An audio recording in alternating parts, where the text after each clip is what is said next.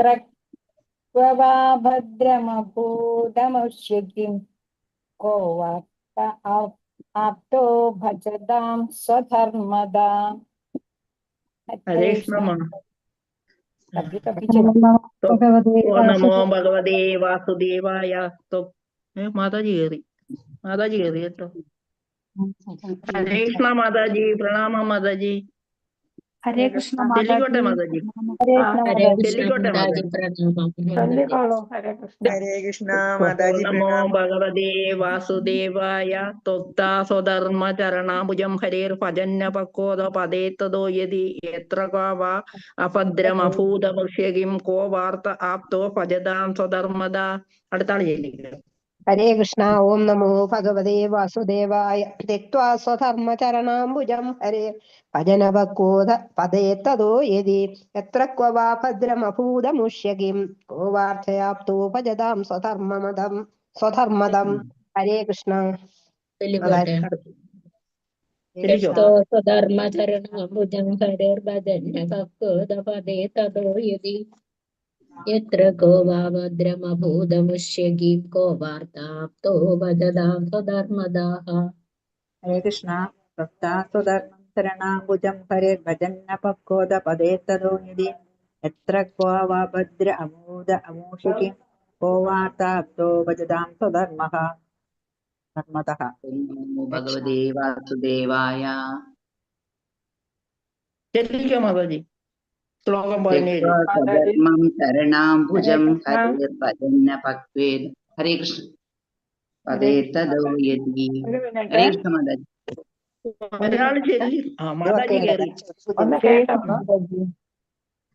त्यक्त्वा स्वधर्म चरणाम्बुजं हरे भजन्य भक्त्वाद पदे तदो यदि यत्र को वा भद्रम् अभूतमुष्य किं को वार्त आप्तो अभजदां स्वधर्मदः.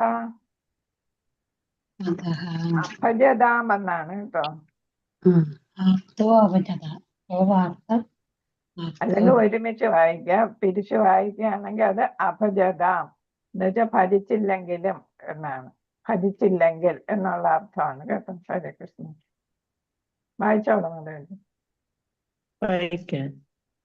ഓ നമോ ഭഗവതേ വാസുദേവായ. त्वक्ता स्वधर्म चरणाम्बुजं हरेर्भजन्य पक्वोद पदे तदो यदि यत्र वा अभद्रम् अभूतमुष्य किं को वार्त आप्तो अभजतां स्वधर्मदा. ഹരേ കൃഷ്ണ മാതാജി. കൃഷ്ണ. ത്യക്ത എന്നാണ്. ത്യക്ത ത്യജിക്കുക. हरे कृष्ण माता जी। ओम नमो भगवते वासुदेव। वाइकट्टे माता जी। വായിച്ചോ. त्यक्त्वा स्वधर्मचरणाम्बुजं हरेर्भजन्य पक्वोदपदे तदो यदि यत्र क्वा वा अभद्रमभूतममूष्य किं को वार्त आप्तो अभजतां स्वधर्मः സ്വധർമ്മത. हरे कृष्ण माताजी ഞാൻ വായിക്കട്ടെ മാതാജി. ഹരേ കൃഷ്ണ. വായിച്ചോ. പ്രണാമം മാതാജി. त्यक्ता स्वधर्मं चरणाम्बुजं हरेर्भजन्न पक्वादपदे ततो यदि यत्र कवा अभद्र आभूतमुच्य हीं गोवार्ताब्दो अभजदां स्वधर्मदा. हरे कृष्ण. प्रणामം മാതാജി. നമുക്ക് തുടങ്ങാമോ? ബാക്കി നാളെ വായിക്കാം. ഹരേ കൃഷ്ണ. ഓം നമോ ഭഗവതേ വാസുദേവായ. ഓം നമോ ഭഗവതേ വാസുദേവായ. ഓം നമോ ഭഗവതേ വാസുദേവായ. നാരായണം നമസ്കൃത്യം നരം ചൈവ നരോത്തമം ദേവീം സരസ്വതിം വ്യാസം തതോ ജയമുദീരയേത്. നഷ്ടപ്രായേഷ ഭദ്രേഷു നിത്യം ഭാഗവത സേവയാ ഭഗവതി ഉത്തമശ്ലോകേ ഭക്തിർഭവതി നൈഷ്ഠികേ. മൂകം കരോതി വാചാലം പങ്കും ലംഘയതേ ഗിരിം യത്കൃപാതമഹം വന്ദേ ശ്രീഗുരും ദീനതാരിണം ശ്രീചൈതന്യമീശ്വരം പരമാനന്ദമാധവം. നമോ ഓം വിഷ്ണുപാദായ കൃഷ്ണപ്രേഷ്ഠായ ഭൂതലേ ശ്രീമതേ ജയപതാക സ്വാമിനിധി നാമിനെ നമാചാര്യപാദായ നിധായ ഗൗരകഥാധാമദായ നഗരഗ്രാമതാരിണേ നമ ഓം വിഷ്ണുപാദായ കൃഷ്ണപ്രേഷ്ഠായ ഭൂതലേ ശ്രീമതേ ഭക്തിവേദാന്ത സ്വാമിന്നിധി നാമിനെ നമസ്തേ സരസ്വതേ ദേവേ ഗൗരവാണി പ്രചാരിണേ നിർവിശേഷ ശൂന്യവാദി പാശ്ചാത്യദേശതാരിണേ ജയ ശ്രീകൃഷ്ണ ചൈതന്യ പ്രഭു നിത്യാനന്ദ ശ്രീ അദ്വൈത ഗദാധര ശ്രീവാസാദി ഗൗരഭക്തവൃന്ദ ഹരേ കൃഷ്ണ കൃഷ്ണ കൃഷ്ണ ഹരേ ഹരേ ഹരേ രാമ രാമ രാമ ഹരേ ഹരേ ഹരേ കൃഷ്ണ കൃഷ്ണ കൃഷ്ണ ഹരേ ഹരേ ഹരേ രാമ രാമ രാമ ഹരേ ഹരേ ഹരേ കൃഷ്ണ കൃഷ്ണ കൃഷ്ണ ഹരേ ഹരേ ഹരേ രാമ രാമ രാമ ഹരേ ഹരേ കൃഷ്ണായ വാസുദേവായ ദേവകി നന്ദനായ ച നന്ദഗോപകുമാരായ ഗോവിന്ദായ നമോ നമഃ മദേകബന്ധോ മത്സംഗിനി മദ്ഗുരു മന്മഹാധന മന്നിഷ്ടാരകമദ്ഭാഗ്യ മദാനന്ദ നമോസ്തുതേ. ഗ്രന്ഥര ശ്രീമദ് ഭാഗവതം की जय, श्रील प्रभुपाद की जय, गुरु महाराज की जय. നിതായ ഗൗര പ്രേമാനന്ദേ. ഹരി ഹരി ബോൾ. ഹരേ മാതാജി ഹോസ്റ്റ് ആക്കിയില്ല, കോ ഹോസ്റ്റിനെ ആക്കില്ല. ശരി ശരി. ഹരേ കൃഷ്ണ.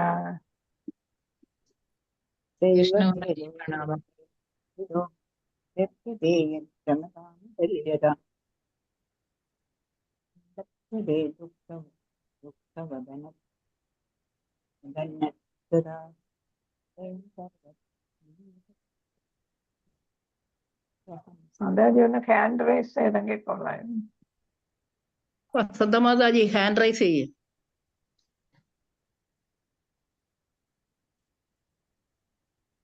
ആ കണ്ടു.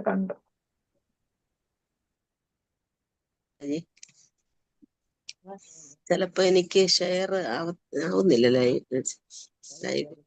ഗീത മാതാജിനെ ആക്കിക്കോളൂ മാതാജി. മാതാജിയും കൂടെ ആക്കണേ. ചിലപ്പോ എനിക്ക് ലൈവ് ഷെയർ ആവത്തില്ല ചില ദിവസം.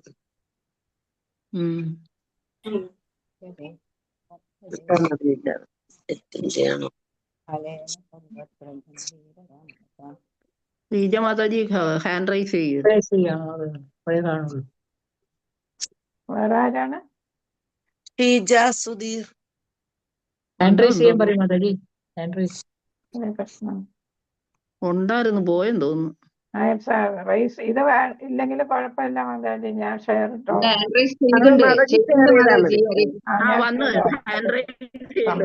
മാതാജി ഷെയർ ചെയ്താൽ മതി മാതാജി, കുഴപ്പമില്ല. എനിക്കത് ആവുന്നില്ല, എന്താന്നറിയില്ല. കുറച്ച് ദിവസം അതിപ്പോ തന്നെ ചെയ്യണ്ടേ മാതാജി? ദേവായ ഓം നമോ ഭഗവതേ വാസുദേവായ. ഓം നമോ ഭഗവതേ വാസുദേവായ. ശ്ലോകം 18. ഹരേ കൃഷ്ണ.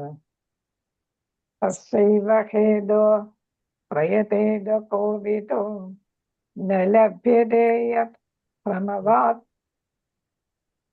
പ്രമദാതുപര്യതഃ തദ്ലഭ്യതേ ദുഃഖവത് അന്യഥാ സുഖം കാലേന സർവത്ര ഗഭീരരംഹസാ. തസ്സൈവ ഹേതോ പ്രയതേത കോവിദോ ന ലഭ്യതേ യത് പ്രമദാൻ ഉപര്യതഃ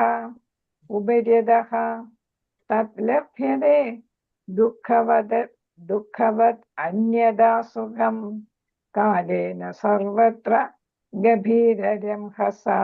ഇവിടെ പിരിച്ചു വരുന്നുണ്ട് യത്. ഇവിടെ എന്താണ് യത്? പ്രമദാൻ എന്നുള്ളതാണ്. യത് പ്രമദാൻ. ഉപര്യതഃ എന്നാണ്. പ്രമദാൻ ഉപര്യതഃ. തത് ലഭ്യതേ ദുഃഖവത് അന്യഥാ സുഖം. ദുഃഖവത് അന്യഥാ സുഖം. ബാക്കിയെല്ലാം ശരിയാണ്. ഹരേ കൃഷ്ണ. ആരെങ്കിലും ഒന്ന് വായിച്ചോളൂ. ഹരേ കൃഷ്ണ. തസ്യൈവ ഹേതോ പ്രയതേത കോവിദോ ന ലഭ്യതേ യദ്ഭ്രമതാമുപര്യതഃ തല്ലഭ്യതേ ദുഃഖവദന്യതഃ സുഖം കാലേന സർവത്ര ഗഭീരരംഹസ. ഹരേ കൃഷ്ണ. ഹരേ കൃഷ്ണ. ശ്ലോകത്തിന്റെ പ്രധാന പദാർത്ഥം നോക്കാം. തസ്യ ലക്ഷ്യത്തിന് വേണ്ടി. എന്താണ് നമ്മുടെ ലക്ഷ്യം എന്ന് അറിയണം. ഏവ മാത്രം, ലക്ഷ്യത്തിന് വേണ്ടി മാത്രം. ഹേതോ ഹേതു കാരണം. പ്രയത്തേത ഉദ്യമിക്കണം, ശ്രമിക്കണം. കോവിദ ദാർശനികമായ പ്രവണതയുള്ള ഒരുവൻ, അതായത് ആധ്യാത്മികതയില് താല്പര്യമുള്ളവർ ഒരാൾ. നഹ അല്ല, ലഭ്യത ലഭിച്ചില്ല, യത് എന്ത്, പ്രമദാൻ ചുറ്റി സഞ്ചരിക്കുന്നു. കൃഷ്ണ എന്താണ് ഞാൻ വിചാരിച്ചത് ഇത് വന്നില്ലേ. ഉപരി അധ, മുകളിൽ നിന്ന് താഴേക്ക്.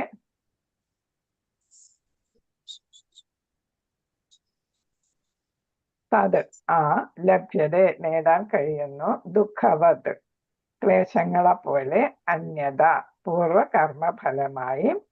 സുഖം ഇന്ദ്രിയ ആസ്വാദനം. കാലേന കാലക്രമേണ. സർവത്ര എല്ലായിടത്തും. ഗഭീര സൂക്ഷ്മമായ. രംഹസ പുരോഗതി. അപ്പൊ ഈ പ്രധാന പദാർത്ഥം വായിക്കുന്ന എന്തിനാന്ന് വെച്ചാല് ഇതെല്ലാം എവിടെ അപ്ലൈ ചെയ്യാനുള്ളത്? ശ്ലോകം വായിക്കുമ്പോൾ ശ്രദ്ധിക്കേണ്ട കാര്യങ്ങളാണ്. നമ്മൾ ശ്ലോകം വായിക്കുമ്പോൾ വാക്കുകൾ അറിഞ്ഞിരിക്കണമല്ലോ, അല്ലെ? സമസ്ത പദത്തിലൊക്കെ എഴുതിയിരിക്കും. അപ്പൊ നമ്മളത് പിരിച്ചു വായിക്കാൻ അറിയണം. അതിനു വേണ്ടിയിട്ടാണ് ഈ പ്രധാന പദാർത്ഥവും അതിന്റെ മീനിങ്ങും പറയുന്നത്. ഹരേ കൃഷ്ണ. അപ്പൊ ഈ ശ്ലോകം എന്താണ് ഉദ്ദേശിക്കുന്നതെന്ന് വെച്ചാല് നമുക്ക് കിട്ടാൻ ഒട്ടും സാധ്യതയില്ലാത്ത, അല്ലെങ്കിൽ ഏറ്റവും റയറായിട്ടുള്ള, കിട്ടാനായിട്ട് വളരെ ബുദ്ധിമുട്ടുള്ള, എപ്പോഴും കിട്ടുന്നതല്ലാത്ത, റയർ എന്ന് വെച്ചാൽ എപ്പോഴും നമുക്ക് കിട്ടുന്നതല്ലാത്ത കാര്യത്തിന് വേണ്ടിയിട്ട് നമ്മൾ എപ്പോഴും ശ്രമിക്കണം എന്നുള്ളതാണ് ഈ ശ്ലോകം കൊണ്ട് ഉദ്ദേശിക്കുന്നത്. എപ്പോഴും നമുക്ക് കിട്ടാൻ സാധ്യതയില്ലാത്തത് ഏതായിരിക്കും? ഹരേ കൃഷ്ണ.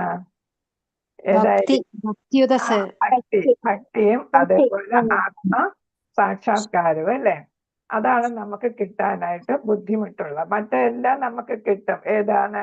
ഇന്ദ്രിയ സുഖങ്ങളെല്ലാം നമുക്ക് കിട്ടും, അല്ലെ? ഭൗതികമായിട്ടുള്ള കാര്യങ്ങളെല്ലാം നമുക്ക് കിട്ടും. പണം കിട്ടും, സൗന്ദര്യം കിട്ടും, ഐശ്വര്യങ്ങള്, അല്ലെ? അങ്ങനെയുള്ള കാര്യങ്ങൾ, ശക്തി കിട്ടിയെന്നിരിക്കും. അതെല്ലാം നമുക്ക് കിട്ടിയെന്നിരിക്കും. എന്നുവെച്ചാൽ പവർ, ശക്തി എന്ന് പറയുമ്പോൾ പവർ, സ്വാധീനം സമൂഹത്തില്.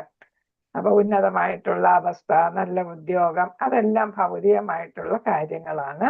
അതെല്ലാം നമുക്ക് കിട്ടിയെന്നിരിക്കും. എന്നാൽ കിട്ടാൻ ഏറ്റവും പാടായിട്ടുള്ളത്, അല്ലെങ്കിൽ ഏതാണ് സാധാരണമല്ലാത്ത, അസാധാരണമായത്, റെയർ എന്ന് പറയുന്ന അസാധാരണമായത്, അല്ലെ? അതാണ് നമുക്ക് ലഭിക്കേണ്ടത്. അതിനു വേണ്ടിയിട്ടാണ് നമ്മൾ എപ്പോഴും ശ്രമിക്കേണ്ടത്. അത് ആര് ശ്രമിക്കുന്നു? യഥാർത്ഥ ബുദ്ധിയുള്ളവരും ദാർശനിക മനഃച്ചായ്വുള്ളവരും. അതായത് ഭഗവാനെ കുറിച്ച്, ഭഗവാന്റെ തത്വങ്ങളെല്ലാം, അല്ലെ, പരമസത്യത്തെക്കുറിച്ചെല്ലാം മനസ്സിലാക്കിയിട്ടുള്ളവര്. ഏതാണ് അബ്സല്യൂട്ട് ട്രൂത്ത്, അല്ലെ, പരമസത്യം, അതിനെക്കുറിച്ചൊക്കെ മനസ്സിലാക്കാനായിട്ട് ശ്രമിക്കുന്നവരും യഥാർത്ഥ ബുദ്ധിയുള്ളവരും വിവേകികൾ, അല്ലെ? നമുക്ക് യഥാർത്ഥ ബുദ്ധിയുള്ളവരെ വിവേകികൾ എന്ന് പറയാം. ബുദ്ധി വേണ്ട വിധം ഉപയോഗിച്ചില്ലെങ്കിൽ അതുകൊണ്ട് കാര്യമില്ല, അല്ലെ? അപ്പൊ വിവേകികൾ ശരിയായിട്ട് ഉപയോഗിക്കുന്ന ബുദ്ധിയാണ്. അങ്ങനെയുള്ള വ്യക്തികൾ അത്യുന്നത ഗ്രഹമായ ബ്രഹ്മലോകം മുതൽ അത്യന്തം താഴ്ന്ന ഗ്രഹമായ പാതാള ലോകം വരെ പര്യടനം നടത്തിയാൽ പോലും ലഭ്യമല്ലാത്ത, അതാണ് റയർ എന്ന് പറഞ്ഞത്, ലഭ്യമല്ലാത്ത ആ സ്വോദ്ദേശ്യമായ, സതുദ്ദേശമുള്ള ആ സ്വോദ്ദേശ്യമായ അന്ത്യത്തെ. എന്താണ് നമുക്ക് അങ്ങനത്തെ അന്ത്യം? ഏതാണ്? ഭഗവാന്റെ ധാമത്തിലേക്ക് തിരിച്ചു പോകുക. ഭഗവാന്റെ സ്മരണയോടുകൂടി ഭഗവാന്റെ ധാമത്തിൽ തിരിച്ചു പോകുന്നതാണ് നമ്മുടെ സ്വോദ്ദേശ്യമായ അന്ത്യം. അതിനെ പ്രാപിക്കാൻ മാത്രമായി നിശ്ചയമായും യത്നിക്കണം. അപ്പൊ ബുദ്ധിയുള്ളവരും ഭഗവാനെ കുറിച്ച് പഠനം നടത്തുന്നവരും, അതായത് ജ്ഞാനികൾ, അല്ലെ? ജ്ഞാനികളെല്ലാം എന്ത് ചെയ്യണം? ഭഗവത് പാദം അല്ലെങ്കിൽ ഭഗവത് ധാമത്തിൽ എത്താനായിട്ട് ശ്രമിക്കണം. അത് എവിടെയൊക്കെ സഞ്ചരിച്ചാൽ കിട്ടത്തില്ല. നമ്മൾ കർമ്മകാണ്ഡത്തിൽ നല്ല കാര്യങ്ങളൊക്കെ ചെയ്ത് ഒരുപാട് സത്കർമ്മങ്ങൾ ചെയ്താൽ നമുക്ക് ചിലപ്പോൾ ബ്രഹ്മലോകം വരെയുള്ള ഉപരിലോകങ്ങളിൽ എത്തിയേക്കാം, അല്ലെ? അതേപോലെ തന്നെ മോശമായിട്ടുള്ള കർമ്മങ്ങൾ ചെയ്താൽ നമ്മൾ ഏതാണ്? അധമ ലോകത്ത്, പാതാള ലോകം എത്താം. പക്ഷെ ഇത്രയും ലോകങ്ങളില് 13 ലോകങ്ങളിൽ അല്ലെ? 14. ഭൂമി ഒഴികെയുള്ള 14. ലോകങ്ങളിലും സഞ്ചരിച്ചാലും നമുക്ക് കിട്ടാത്ത കാര്യമാണ് എവിടെ എത്തേണ്ടത്? ഭഗവാന്റെ ധാമത്തിൽ എത്തേണ്ടത്. അതിനു വേണ്ടിയിട്ട് നമ്മൾ അതിന് മാത്രമായിട്ട് ശ്രമിക്കണം, മാത്രമായി നിശ്ചയമായി യത്നിക്കണം എന്നാണ് പറയുന്നത്. അപ്പൊ നമ്മൾ ഏതാണ് അതിനു വേണ്ടി പരമാവധി പ്രയത്നിക്കണം എന്നാണ്, ഉറപ്പായിട്ടും പ്രയത്നിക്കണം. ഇന്ദ്രിയ ആസ്വാദനത്തിൽ നിന്ന് ലഭ്യമാകുന്ന സന്തോഷത്തെ സംബന്ധിച്ചിടത്തോളം അവ കാലാനുഗതമായി താനെ നാം ആഗ്രഹിക്കാത്ത ക്ലേശങ്ങൾ ആഗ്രഹിച്ചില്ലെങ്കിൽ പോലും വന്നു ചേരുന്നത് പോലെ യഥാകാലം നമുക്ക് പ്രാപ്തമാകുന്നു. അപ്പൊ ഇവിടെ പറയുന്ന എന്താണ്? വിവർത്തനത്തില് ശ്രീല പ്രഭുപാദർ പറയുന്ന എന്താണ്? നമുക്ക് ഏതാണ് ദുഃഖം നമ്മൾ ആവശ്യപ്പെട്ടിട്ടല്ല വരുന്നത്, അല്ലേ? നമുക്ക് അസുഖം വരണം, അല്ലെങ്കിൽ ഒരു ആക്സിഡന്റ് ഉണ്ടാകണം, അല്ലെങ്കിൽ ഏതാണ് പ്രളയം, അങ്ങനെയൊക്കെ ഉള്ളതിൽ പെട്ട് നമുക്ക് ദുരിതം അനുഭവിക്കണം. ഇതൊന്നും നമ്മൾ ആഗ്രഹിക്കുന്നില്ല, അല്ലെ? ആഗ്രഹിക്കാതെ തന്നെ ഇതെല്ലാം വന്നുകൊള്ളും. അതേപോലെ തന്നെ സന്തോഷവും വന്നുകൊള്ളും എന്നാണ്. അതിനു വേണ്ടിയിട്ട് നമ്മൾ പ്രത്യേകിച്ച് പ്രയത്നിക്കണ്ട, സന്തോഷം വരാനായിട്ട് രാപ്പകൽ പണിയെടുക്കണ്ട, പിന്നെ ഏതാണ് മോശമായിട്ടുള്ള രീതിയിൽ പണം സമ്പാദിക്കണ്ട എന്നൊക്കെയാണ് ഇവിടെ പറയുന്നത്. നമ്മൾ ആവശ്യത്തിന് അധ്വാനിക്കണം, പിന്നെ ഏതാ രാത്രിയും പകലും കഠിന അധ്വാനം ചെയ്ത് സമ്പാദിച്ച് ഇന്ദ്രിയ ആസ്വാദനത്തിന് വേണ്ടി ആ ധനവും മറ്റും ഉപയോഗിക്കേണ്ട ആവശ്യമില്ല. സന്തോഷിക്കേണ്ടപ്പോ അവ താനെ വന്നുകൊള്ളും, ക്ലേശങ്ങൾ വരുന്നത് പോലെ. അപ്പൊ ഇവിടെ ക്ലേശങ്ങൾ ആഗ്രഹിക്കാതെ വരുന്നത് പോലെ തന്നെ ഏതും വന്നുകൊള്ളും, സന്തോഷവും വന്നുകൊള്ളും, ഇന്ദ്രിയ ആസ്വാദനം വന്നുകൊള്ളും എന്നാണ് ഇവിടെ പ്രഭുപാദർ പറയുന്നത്. യഥാകാലം. അപ്പൊ നമുക്ക് എപ്പോഴാ ലഭിക്കേണ്ടതെന്ന് വെച്ചാൽ അപ്പോൾ വന്നോളാം. ക്ലേശം വരുന്നത് പോലെ വിചാരിച്ചിരിക്കാതെ ആയിരിക്കും ക്ലേശം വരിക, അല്ലേ? അതേപോലെ തന്നെ നമുക്ക് വിചാരിച്ചിരിക്കാതെ സന്തോഷവും കിട്ടിക്കൊള്ളും. ഹരേ കൃഷ്ണ. സ്വഭാവാർത്ഥം ശ്രീല പ്രഭുപാദർക്ക് ജയം. അനേക വിധങ്ങളായ ഉദ്യമങ്ങളാൽ ഇന്ദ്രിയ ആസ്വാദനങ്ങൾ ആർജിക്കുന്നതിനായി ഓരോ വ്യക്തിയും പരിശ്രമിക്കുന്നു. അപ്പൊ നമ്മൾ എന്താണ് പല പല കാര്യങ്ങൾ ചെയ്യും. ഉദ്യമം എന്ന് വെച്ചാൽ പ്രയത്നം, അല്ലേ? അപ്പൊ പല പല പ്രയത്നങ്ങളിലൂടെ ആയിരിക്കും നമ്മൾ ഇന്ദ്രിയ ആസ്വാദനം ആർജിക്കാനായിട്ട് ശ്രമിക്കുന്നത്. അതിൽ ഉദാഹരണം പറഞ്ഞിരിക്കുന്നു: കച്ചവടം, വ്യവസായം, സാമ്പത്തിക പുരോഗതി, രാഷ്ട്രീയ പരമാധികാരം തുടങ്ങിയവയിൽ ചിലർ വ്യാപൃതരായിരിക്കുന്നു. അപ്പൊ എന്താണ് ഇവരെല്ലാം ഇതെല്ലാം ഇന്ദ്രിയ ആസ്വാദനത്തിന് വേണ്ടിയിട്ടാണ് ചെയ്യുന്നത്. അപ്പൊ രാഷ്ട്രീയത്തില് സേവനം നടത്തുന്നവർ പറയും ഞങ്ങളെല്ലാം ആതുര സേവകരാണ്, ജനസേവകരാണ് എന്ന് പറയും. പക്ഷെ അവർക്ക് അതിൽ നിന്ന് എന്ത് കിട്ടുന്നു? സന്തോഷം കിട്ടുന്നുണ്ട്, അല്ലേ? അപ്പൊ അവര് സ്വന്തം താല്പര്യത്തിന് വേണ്ടിയിട്ടാണ് അവർ ഈ സേവനം ചെയ്യുന്നത്, അല്ലാതെ പരോപകാരത്തിനല്ല. അതിൽ നിന്ന് അവർക്കൊരു സംതൃപ്തി കിട്ടും, അതിന് വേണ്ടിയിട്ടാ. അപ്പൊ എല്ലാം നമ്മൾ പറയുന്നത് എന്താണ്? സെൽഫ് മോട്ടിവേറ്റഡ് എന്ന് പറയും, അല്ലെ? നമ്മുടെ നേട്ടത്തിന് വേണ്ടിയിട്ട് നമ്മൾ ചെയ്യാം. കച്ചവടം ചെയ്യുന്നത് ഏതാണ്? നമുക്ക് ലാഭം കിട്ടാനാണ്, അല്ലെ? വ്യവസായം ഇതല്ല. അപ്പൊ എന്താണെങ്കിലും പ്രതിഫലം കിട്ടുന്ന കാര്യങ്ങളൊക്കെയാണ് ഈ ചെയ്യുന്നത്. എന്നാൽ അവരിൽ ചിലർ സന്തോഷഭരിതമായ അടുത്ത ജന്മത്തിന്, അപ്പൊ ഇവിടെ ഭൗതിക നേട്ടത്തിന്, ഇവിടത്തെ നേട്ടത്തിന്, ഈ ലോകത്തിൽ ഭൂലോകത്തിലെ നേട്ടത്തിന് വേണ്ടി ചെയ്യും. ചിലരാണെങ്കിൽ ചാരിറ്റി അങ്ങനെയൊക്കെ ചെയ്യുന്നവരെന്താണ് അടുത്ത ജന്മത്തില് നമുക്ക് നല്ല ഗ്രഹങ്ങളിൽ പോണം, അതായത് ഉന്നത ഗ്രഹങ്ങളിൽ പോണം, സ്വർഗത്തിൽ പോണം, പിതൃലോകത്ത് പോണം, ജനലോകത്ത് പോണം, തപലോകത്ത് പോണം എന്നൊക്കെ പറഞ്ഞ് തപസ് ചെയ്യുന്നവരെല്ലാം തപലോകത്ത് പോകും, അല്ലെ? ദാനങ്ങൾ ഒരുപാട് ചെയ്യുന്നവരൊക്കെ പിതൃലോകത്ത് പോകും. എന്താണെങ്കിലും അതെവിടെയാണ് വരുന്നത്? ബ്രഹ്മലോകം വരെയുള്ളതെല്ലാം ഭൗതിക ലോകമാണ്, അല്ലെ? അപ്പൊ അവിടെയൊക്കെ പോയാല് നമ്മുടെ കാലാവധി കഴിയുമ്പോ, പുണ്യകർമ്മങ്ങളുടെ കാലാവധി കഴിയുമ്പോ തിരിച്ചു നമ്മളിങ്ങ് വരും. അപ്പൊ അവർ ചെയ്യുന്ന സത്കർമ്മങ്ങൾ നിരതരായിരിക്കുക എന്ന് വെച്ചാൽ മുഴുകിയിരിക്കുക. അതെല്ലാം എന്താണ്? ഈ 6 ഉന്നത ഗ്രഹങ്ങൾക്ക് അവിടെ എത്തിപ്പെടാൻ വേണ്ടിയിട്ടാണ് അവർ ചെയ്യുന്നത്. പക്ഷെ അതെല്ലാം ഏതാണ്? ശാശ്വതമല്ല, താൽക്കാലികമാണ്. സോമരസപാനത്താൽ ആധിക്യമായ ഇന്ദ്രിയ ആസ്വാദനത്തിന് അനുരൂപമാണ് ചന്ദ്രലോകവാസമെന്നും പിതൃലോക ശ്രേഷ്ഠമായ ദാനധർമ്മ സംബന്ധമായ കർമ്മങ്ങളാൽ പ്രാപ്തമാകുന്നുവെന്നും പ്രസ്താവിക്കപ്പെടുന്നു പെട്ടിരിക്കുന്നു. ഇവിടെ സോമരസം എന്ന് പറയുന്ന ചെടിയിൽ നിന്ന് അതിന്റെ ചാറില് പിന്നെ ചില പാലോ അല്ലെങ്കിൽ തൈരോ ചേർത്തുണ്ടാക്കുന്ന ഒരു ലഹരി സാധനമാണ്. അത് എന്താണ്? അത് ശരിക്കും പ്ലാന്റിൽ നിന്നാണ് ഉണ്ടാക്കുന്നത്. അത് ചേർക്കുന്നത് ഏതാണ്? തൈരോ പാലോ ആയിരിക്കും. അതുകൊണ്ട് അത് ഉപയോഗിക്കാവുന്നതാണ്. പക്ഷെ അത് ലഹരി ഉണ്ടാക്കുന്ന ഒരു സാധനമാണ്. ഇതെല്ലാം പണ്ട് കാലം മുതൽ, വേദകാലം മുതൽ വേദകർമ്മ യജ്ഞങ്ങളിൽ എല്ലാം ഏതാണ് ഉപയോഗിച്ചിരുന്നതാണ്. അപ്പൊ അത് യജ്ഞങ്ങൾ ചെയ്യുന്നവരും ദേവന്മാരും അവരും ഉപയോഗിച്ചിരുന്നതാണ്. അതിൽ തെറ്റില്ലാത്തവരാണ്. അപ്പൊ ഇതെന്താണ്? അതിന്റെ ആധിക്യത്താൽ അത് ധാരാളം കുടിച്ചിട്ട് എന്താണ് ആസ്വദിക്കുന്നു. അത് ഏതുപോലെയാണ്? ചന്ദ്രലോകവാസത്തിന് തുല്യമാണ് എന്നാണ് ഇവിടെ പറയുന്നത്. പിന്നെ ഏതാണ്? ദാനധർമ്മങ്ങളൊക്കെ ചെയ്താൽ, അതായത് അതെല്ലാം നമ്മൾ കർമ്മകാണ്ഡത്തിൽ പെടുന്നതാണ്. കർമ്മകാണ്ഡം റിച്വൽസ് എല്ലാം ഏതാ? കർമ്മകാണ്ഡത്തിൽ പെടുന്നതാണ് അല്ലെ. അതിൽ തന്നെയാണ് ദാനം, ധർമ്മം തുടങ്ങിയവയെല്ലാം. ദാനം, ധർമ്മം തുടങ്ങിയ കാര്യങ്ങളെല്ലാം അതിൽ പെടുന്നതാണ്. അതെല്ലാം ഭൗതികമായിട്ടുള്ള കാര്യങ്ങളാണ്. അതുകൊണ്ട് അതിനൊന്നും ഏതില്ല, ശാശ്വതത്വമില്ല.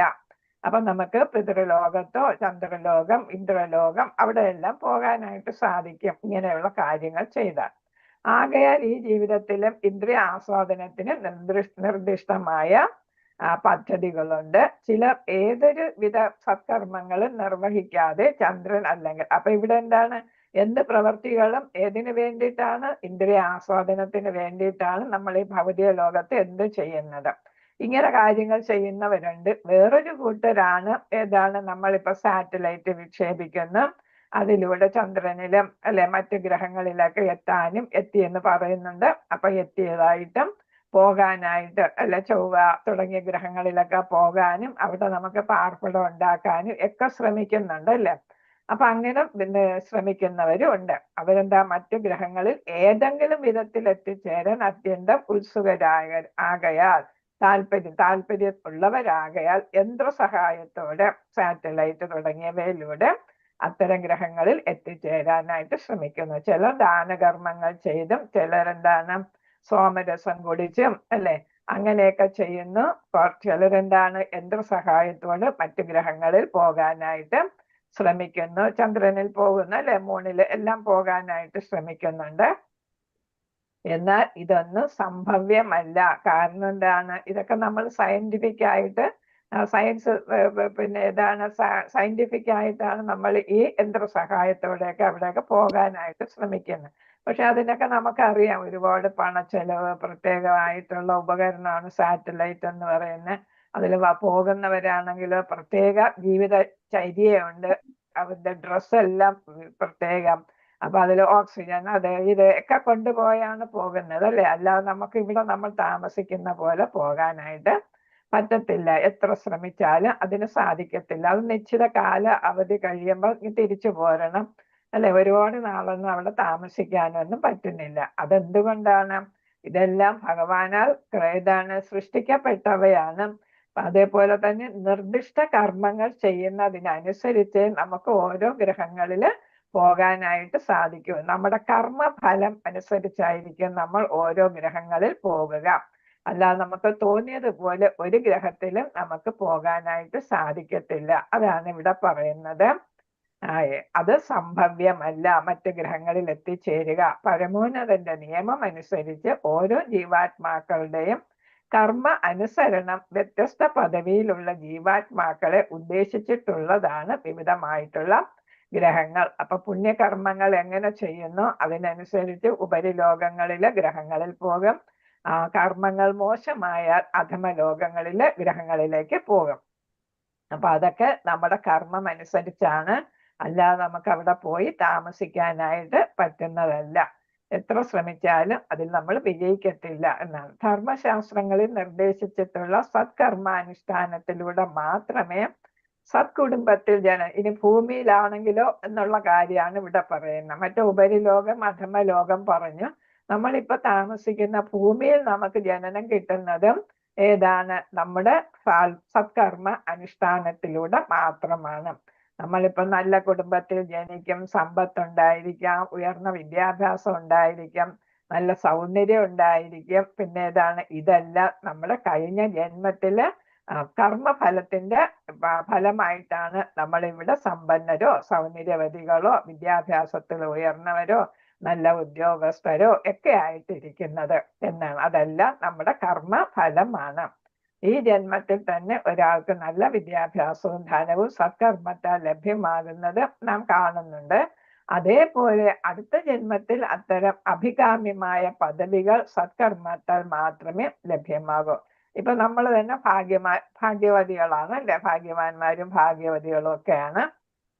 ഇത് അടുത്ത ജന്മത്തിൽ കിട്ടണമെങ്കിൽ നമ്മൾ എന്ത് ചെയ്യണം? ഈ ജന്മത്തിൽ അതിനനുസരിച്ച് നമ്മൾ സത്കർമ്മങ്ങൾ ചെയ്യണം അല്ലെ. ഭഗവാന് കൂടുതൽ നമ്മൾ പ്രാർത്ഥിക്കുകയും ജപിക്കുകയും ഒക്കെ ചെയ്യുമ്പോൾ നമ്മൾ ഇതേപോലെയുള്ള ഭാഗവതം ക്ലാസ്സുകളും ഭഗവത്ഗീത ക്ലാസ്സുകളും ഒക്കെ അറ്റൻഡ് ചെയ്ത് ആ രീതിക്ക് ഈ സ്ക്രിപ്റ്റേഴ്സിൽ പറയുന്ന ശാസ്ത്ര ഗ്രന്ഥങ്ങളിൽ പറയുന്ന അനുസരിച്ച് നമ്മൾ ജീവിക്കുകയാണെങ്കിൽ നമ്മൾ അടുത്ത ജന്മത്തില് ഇപ്പൊ പൂർത്തിയാക്കാൻ പറ്റാത്ത ഭഗവത് സേവനം എല്ലാം നമുക്ക് അടുത്ത ജന്മത്തില് പൂർത്തിയാക്കാനായിട്ട് സാധിക്കും. അപ്പൊ ഈ ജന്മത്തിൽ നമ്മൾ എന്ത് ചെയ്യുന്നു അതിന്റെ ഫലമായിരിക്കും നമ്മുടെ അടുത്ത ജന്മം എന്നാണ് പറയുക. അതിന് ഉദാഹരണം പ്രഭുപാദർ പറയുന്നു, അല്ലെങ്കിൽ ഒരേ ഇടത്ത് ഒരേ സമയം ജനിച്ച 2 പേർ പൂർവകർമ്മ അനുസൃതമായി വ്യത്യസ്തമായ സാമുദായിക പദവിയിൽ അവസ്ഥിതമാകയില്ല.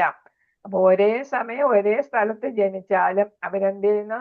വ്യത്യസ്ത തലത്തിലെത്തുന്നു. കാരണം എന്താണ്? അവരുടെ കഴിഞ്ഞ ജന്മത്തിൽ അവരുടെ സത്കർമ്മം എന്തായിരുന്നു അതനുസരിച്ചായിരിക്കും, അല്ലെങ്കിൽ ദുഷ്കർമ്മം എന്തായിരുന്നു അതനുസരിച്ചായിരിക്കും. ഒരേ സമയം ഒരു സ്ഥലത്ത് ജനിച്ചാലും ഒരു കുട്ടി എന്തായിരിക്കും? നല്ല കുടുംബത്തിലായിരിക്കും ജനിക്കുന്ന. അതേ സമയം ജനിച്ച വേറൊരു കുട്ടി എന്താണ്? സാമ്പത്തികമായിട്ട് ദാരിദ്ര്യമോ അല്ലെങ്കിൽ വിദ്യാഭ്യാസമോ ഒന്നും ഇല്ലാത്ത ഒരു ദുഷ്ട കുടുംബത്തിൽ ജനിച്ചെന്നിരിക്കാം.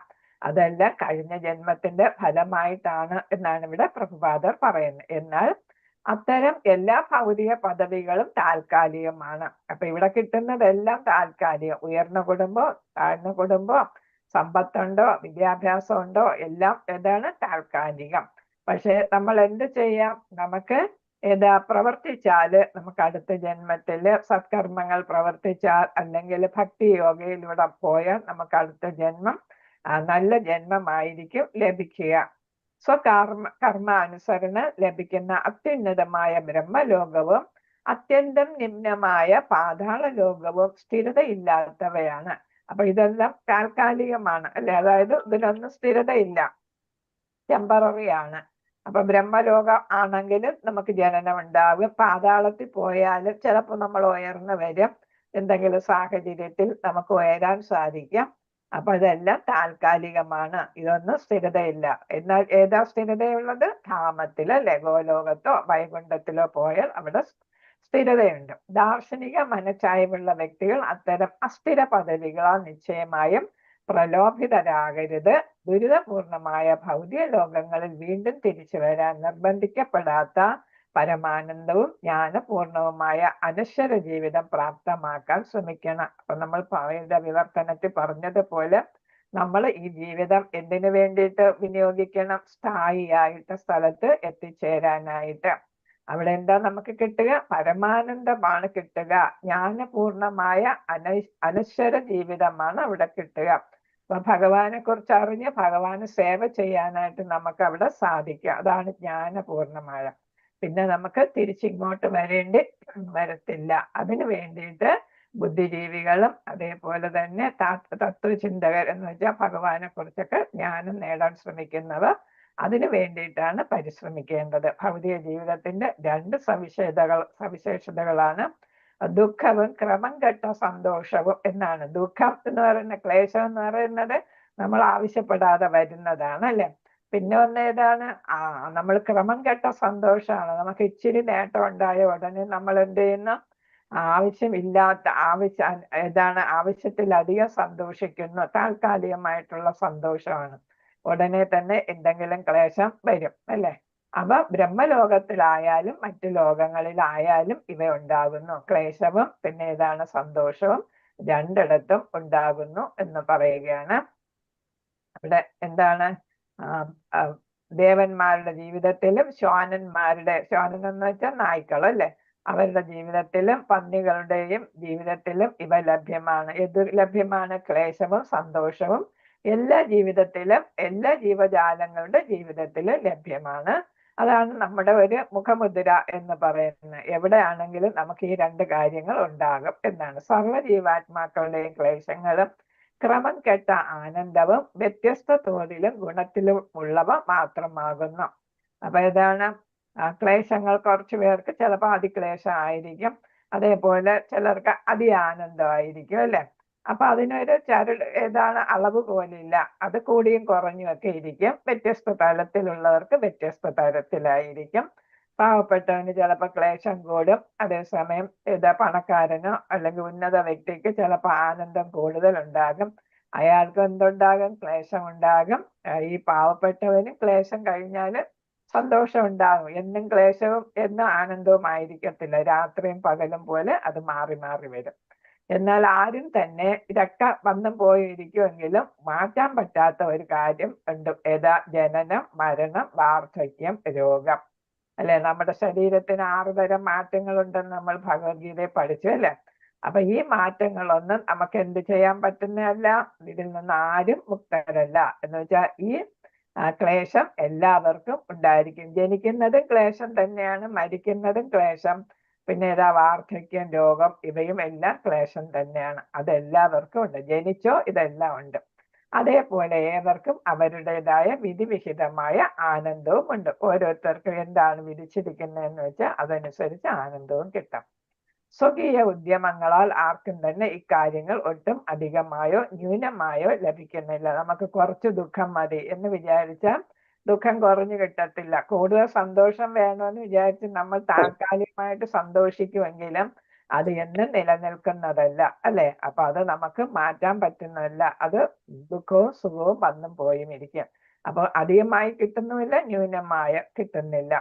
സുഖം കിട്ടിയാലും അത് താൽക്കാലികമായിരിക്കും. എല്ലാം നമ്മുടെ മുൻജന്മ ഫലം അനുസരിച്ച് അത് വന്നുകൊണ്ടിരിക്കും. അവ ലഭ്യമായാൽ തന്നെയും ഏതാണ് സുഖവും ദുഃഖവും നമ്മൾ ഇച്ഛിക്കുന്നത് പോലെ ലഭ്യമായാൽ തന്നെയും എന്താണ് നഷ്ടപ്പെടുന്നു. അപ്പൊ നമുക്ക് ക്ലേശം നഷ്ടപ്പെട്ടാൽ കുഴപ്പമില്ല, സന്തോഷം നഷ്ടപ്പെടുമ്പോഴാണ് നമ്മൾ ക്ലേശിക്കുന്നത് അല്ലെ. ആകയാൽ ഈ സാരഹീനമായ, സാരം എന്ന് വെച്ചാൽ എന്താണ്? അർത്ഥവത്തായ അല്ലെ, അർത്ഥമുള്ള, അതാണ് സാരഹീനമായ, അർത്ഥമില്ലാത്ത, ഹീനം എന്ന് വെച്ചാൽ ഇല്ലാത്ത എന്നാണ്. സാരഹീനമായ കാര്യങ്ങളിൽ സമയം പാഴാക്കരുത്. അപ്പൊ സുഖവും ദുഃഖത്തിനെ കുറിച്ച് ആലോചിച്ച് നമ്മൾ സമയം കളയണ്ട. അതൊക്കെ വന്നും പോയും ഇരിക്കും, രാത്രിയും പകലും പോലെ. അതിനെക്കുറിച്ച് നമ്മൾ എന്താണ് ആലോചിക്കുകയേ വേണ്ട. ഭഗവത് ധാമത്തിലേക്ക് മടങ്ങി പോകുവാനായി ഉദ്യമിക്കുക. അപ്പൊ സമയം പാഴാക്കാതെ കിട്ടിയ മനുഷ്യ ജന്മം ഇത് ഏറ്റവും ശ്രേഷ്ഠമായിട്ടുള്ള ജന്മം. അത് എന്തിനു വേണ്ടിയിട്ട് ഉപയോഗിക്കുക? ഭഗവാന് സന്ദർശിക്കാനല്ലേ, തിരിച്ച് ഭഗവാന്റെ നമ്മുടെ സ്വന്തം കുടുംബത്തിലേക്ക് പോകാനായിട്ട് അതിനു വേണ്ടിയിട്ട് പ്രവർത്തിക്കുക. ഏവരുടെയും ജീവിത ദൗത്യം നിശ്ചയമായും അതാകണം. അപ്പൊ നമ്മുടെ ഈ ജീവിതം എന്തിനു വേണ്ടിയിട്ടാണ്? സച്ചിത് ആനന്ദം ലഭിക്കുന്നതിന് വേണ്ടിയിട്ട് അല്ലെ, സച്ചിത് ആനന്ദം ലഭിക്കുന്നതിന് വേണ്ടിയിട്ട് നമ്മൾ ഉപയോഗിക്കുക എന്നാണ് ഇവിടെ പറയുന്നത്. കൃഷ്ണ ശ്ലോകം 19. ന വൈജനോ ജാതു കഞ്ചന ആവ്രജേത് എന്നാണ്. മുകുന്ദ സേവി അന്യവത് അംഗസംസൃതി സ്മരൻ മുകുന്ദാഖ്രി ഉപഗുഹനം പുനർ വിഹാതുമിച്ഛേന രസഗ്രഹോ ജനഃ. ജനഃ എന്നാണ് നമ്മൾ ശരിക്കും പറയേണ്ടത്. ഹ് ശബ്ദം മതി. വൈ ജനോ ജാതു കഞ്ചന ആവ്രജേത് എന്നാണ്. ആവ്രജേത് കഥഞ്ചന കഞ്ചന കഥഞ്ചന. ഞാൻ വിട്ടുപോയതാണ്. വൈ ജനോ ജാതു കഥഞ്ചന ആവ്രജേത് മുകുന്ദ സേവി അന്യവത് അംഗസംസൃതി എന്നാണ്. മുകുന്ദ സേവി, മുകുന്ദനെ സേവിക്കുന്നവർ. അന്യവത് അംഗ സംസൃതി എന്നാണ്. മുകുന്ദ സേവന്യവദംഗ സംസൃതി. തിരിച്ചു വായിക്കുന്നതാണ് നല്ലത്. മുകുന്ദ സേവി അന്യവത് അംഗ സംസൃതി. മുകുന്ദ സേവി അന്യവത് അംഗ സംസ്കൃതി. പിരിച്ചു മനസ്സിലാക്കിയിട്ട് ഒരുമിച്ച് വായിച്ചോളൂ. മുകുന്ദ സേവി അന്യവത് അംഗ സംസ്കൃതി സ്മരൻ മുകുന്ദാംഗ്രി. മുകുന്ദ അംഗ്രി എന്നുള്ളതാണ്. മുകുന്ദാംഗ്രി ഉപകുഹനം പുനഃ വിഹാദം ഇച്ഛേ ന രസഗ്രഹോ ജനഃ. വിഹാദം ഇച്ഛേ ന രസഗ്രഹോ ജനഃ. ന എന്ന് വെച്ചാൽ ഇവിടെ മീനിങ് ഒരിക്കലും എന്നുള്ളതാണ്. ന ഒരിക്കൽ, അത് പ്രത്യേകിച്ച് വരുന്ന ഒരു വാക്കാണ്. ഇച്ഛേ ന രസഗ്രഹോ ജനഃ. ആരെങ്കിലും വായിച്ചോളൂ.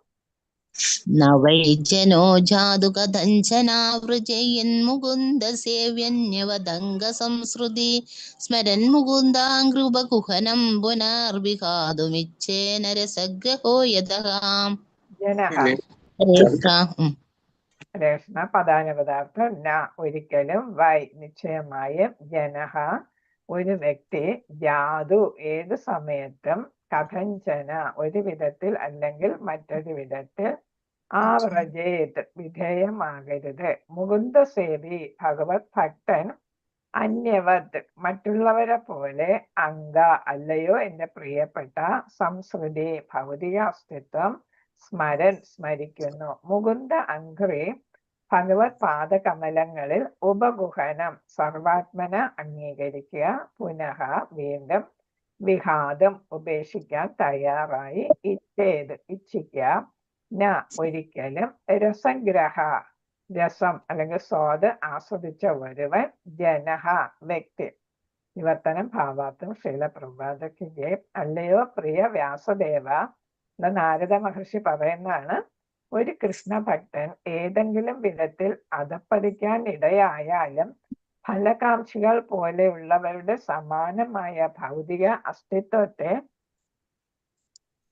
അയാൾ നിശ്ചയമായും അനുഭവിക്കുകയില്ല. എന്തെന്നാൽ ഭഗവാന്റെ പാതാരവിന്ദസുതയുടെ രുചി ഒരിക്കൽ ആസ്വദിച്ച ഒരാൾ സദാ ആ പരമാനന്ദ നിർവൃതിയെ സ്മരിക്കുകയല്ലാതെ വേറെ ഏതൊന്നിലും ഏർപ്പെടുകയില്ല. അപ്പൊ ഇവിടെ പറയുന്നത് ഏതാണ്? ഭക്തിയുടെ സ്ഥായിയായിട്ടുള്ള ഫലം എന്താണെന്നാണ് ഇവിടെ പറയുന്നത്. പെർമനന്റ് ആയിട്ടുള്ള ഫലം എന്തെന്നാണ്? ഭക്തിയുടെ സേവനം ചെയ്താൽ അതിന് സ്ഥായിയായിട്ടുള്ള ശാശ്വതമായിട്ടുള്ള ഫലം നമുക്ക് കിട്ടും. അതാണ് ഇവിടെ പറയുന്നത്. അപ്പൊ നമ്മൾ എന്താണ് വ്യാസദേവന്റെ അടുത്ത് പറയാണ്, നാരദ മുനി ഒരു കൃഷ്ണഭക്തൻ എപ്പോഴെങ്കിലും കൃഷ്ണ കൃഷ്ണ നാരായണ എന്നൊക്കെ വിളിച്ചാൽ, അജാമിളന്റെ കഥ നമുക്കറിയാം അല്ലെ? അപ്പൊ അങ്ങനെ വിളിക്കുകയാണെങ്കിൽ, അങ്ങനെ ഭക്തിയുടെ സേവനം ചെയ്യുകയാണെങ്കിൽ, ചിലപ്പോ എന്ത് ചെയ്യും, അജാമിളൻ ചെറുപ്പത്തില് ഭക്തനായിരുന്നു അല്ലെ, പിന്നെ വീണുപോയി അല്ലെ, അധപ്പതിച്ചു. പക്ഷെ എന്ത് ചെയ്യും, വീണ്ടും അയാൾക്ക് ഭക്തിയിൽ എത്തിച്ചേരാനായിട്ട് സാധിക്കും എന്നാണ്. അപ്പൊ അത് ഏതുപോലെയല്ല, ഫലകാംക്ഷികളെ പോലെയല്ല. ഭക്തി ചെയ്യുന്നവർ ഫലം ഇച്ഛിച്ചല്ല ഭക്തി ചെയ്യുന്നതല്ല. അപ്പം ഫലകാംക്ഷികൾ എന്ന് പറയുമ്പോൾ കർമ്മകാണ്ഡികളാണ് അല്ലെ, കർമ്മകാണ്ഡത്തിലുള്ളവരാണ്. കർമ്മകാണ്ഡികൾ അനുഭവിക്കുന്നത് പോലുള്ള ജീവിതം ആയിരിക്കത്തില്ല. അവർക്ക് എന്തെങ്കിലും പ്രശ്നം വന്നാൽ, അധപ്പതനം വന്നാൽ അത് സ്ഥായിയായിരിക്കും. അതേസമയം ഒരു ഭക്തന് ഏതെങ്കിലും കാരണത്താൽ താൽക്കാലികമായിട്ടുള്ള അധപ്പതനമേ സംഭവിക്കൂ. അധപ്പതിച്ചാലും അത് താൽക്കാലികമായിരിക്കും. കാരണം എന്താണ്? ഗജേന്ദ്രൻ എന്ത് ചെയ്തു? പണ്ട് എന്തായിരുന്നു? ഭയങ്കര ഭക്തനായിരുന്നു അല്ലെ, രാജാവായിരുന്നപ്പോ. അതേസമയം എന്താണ്? ദുരിതം വന്നപ്പോ അവസാന 1000 വർഷം കഴിഞ്ഞപ്പോ എന്ത് ചെയ്തു? ഭഗവാനെ പണ്ട് സ്മരിച്ച അല്ലെ, സ്തുതിച്ച കാര്യങ്ങൾ ഗജേന്ദ്രന് ഓർമ്മ വന്നു അല്ലെ. അങ്ങനെയാണ് ഗജേന്ദ്രൻ ഭഗവാനെ സ്തുതിക്കാനായിട്ട്, ഇന്ദ്രദ്യുമ്ന മഹാരാജാവായിരുന്നു അല്ലെ, അപ്പൊ സ്തുതിക്കാനായിട്ട് സാധിച്ചത്. അപ്പൊ പണ്ട് ചെയ്ത മുൻ ജന്മത്തിൽ അദ്ദേഹം ഭഗവാന്റെ ഭക്തനായിട്ട് പ്രാർത്ഥനകൾ അർപ്പിച്ചിരുന്നു. ആ പ്രാർത്ഥനയില് ചിലത് അദ്ദേഹത്തിന് ഈ ഗജേന്ദ്ര രൂപത്തിൽ വന്നപ്പോ അദ്ദേഹത്തിന് സ്മരിക്കാനായിട്ട് സാധിച്ചു. അപ്പൊ ഭഗവാന്റെ പാതാരവിന്ദ സുധ എന്ന് പറഞ്ഞാൽ ആ രസം കിട്ടിയ ആള്, ഒരിക്കൽ ഭക്തനായി കഴിഞ്ഞ ആള് എന്ത് ചെയ്യുന്നു? കുറച്ച് കഴിഞ്ഞാലും അധപ്പതിച്ച് കഴിഞ്ഞാലും എന്ത് കിട്ടും? ഓർമ്മ വരും. ഭഗവാന്റെ ആ സ്മരണ ഓർമ്മ വരും. അപ്പൊ എന്താണ്, അദ്ദേഹത്തിന് സ്മരിക്കാതിരിക്കാൻ പറ്റില്ല എന്നാണ്. സ്മരിക്കാതിരിക്കാൻ പറ്റില്ല. അങ്ങനെ അദ്ദേഹം സ്മരിക്കുന്നു, അദ്ദേഹത്തിന് മോചനം കിട്ടുന്നു, അല്ലെങ്കിൽ ഭഗവാന്റെ കാരുണ്യം കിട്ടുന്നു എന്നാണ് അവിടെ പറയുന്നത്. ഹരേ കൃഷ്ണ. ഇത് കുറെ ഉണ്ട്, അപ്പൊ നമുക്ക് നാളെ വായിക്കാം. ഹരേ കൃഷ്ണ. കുറച്ച് കൂടുതലുള്ളതുകൊണ്ട് നമുക്ക് നാളെ ചെയ്യാം. ഹരേ കൃഷ്ണ. വാഞ്ചകൽപതരൂപശ്ച കൃപാ സിന്ധുഭേവ ച പതിതാനാം പാവനേഭ്യോ വൈഷ്ണവേഭ്യോ നമോ നമഃ. അനന്തകോടി വൈഷ്ണവ ഭക്തവൃന്ദ കി ജയ്. ശ്രീല പ്രഭുപാദ കി ജയ്. ഗുരു മഹാരാജ് ഗ്രന്ഥരാജ് ശ്രീമദ് ഭാഗവതം കി ജയ്.